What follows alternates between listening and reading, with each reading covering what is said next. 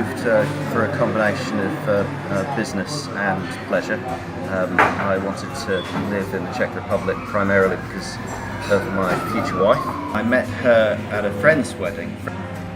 When I first met her, I didn't think anything was really going to happen because she gave me the impression that she didn't speak any English. She actually did. So our first conversation was me sort of waving my arms around and gesticulating and trying to ask people to translate while she sort of laughed at me. And I also had the opportunity of creating a startup, and there was some flexibility in where we were based, and I knew that Prague had a lot of very highly skilled developers who would probably cost less than London. Well, I guess my main concern was that I would fit in okay, because I had been coming back and forth on holiday, visiting friends. So I knew Prague quite well, but I was in my own little bubble. I knew it was going to be a different experience living and working here than it was just coming on holiday, having someone else in the driving seat. Well, to a certain extent, I think I'm still doing it. I would like to make more Czech friends. My wife is very helpful in that regard, but I think I need to be more proactive myself. On the notice boards online, some people complain about people being a little standoffish. I don't see that at all. I think if you make a little bit of effort, then it's repaid double. I'm a big fan of Prague, the Czech Republic people. I'm not a huge fan of the bureaucracy. I was very ignorant foreigner who didn't speak any Czech and didn't know exactly what I needed to do. It became a bit of a nightmare. I found out about move to Prague. It was in my hour of need. It was to do with my temporary residence permit. I was very stressed out.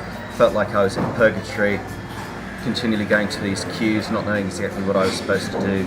Aeon had he was great. He was very, very calming. He was very matter of fact, and he had a really good sense of humour, which is what I needed at the time. Because if I hadn't had that sort of lifeline, that human connection, I think I would have had some sort of permanent psychological damage from the whole traumatic experience. If I'd known your service existed back then, you undoubtedly would have saved me a lot of time and, more importantly, a lot of stress, because I was trying to do it all myself, and I had to find some lawyers, I had to find some accountants here. It all cost a lot of money, and we were trying to look for offices, and all of that I was doing in a very haphazard way, and it was taking valuable time away from the actual business. In some ways, it's comfortingly similar. There's a lot of similarity with the English-speaking world.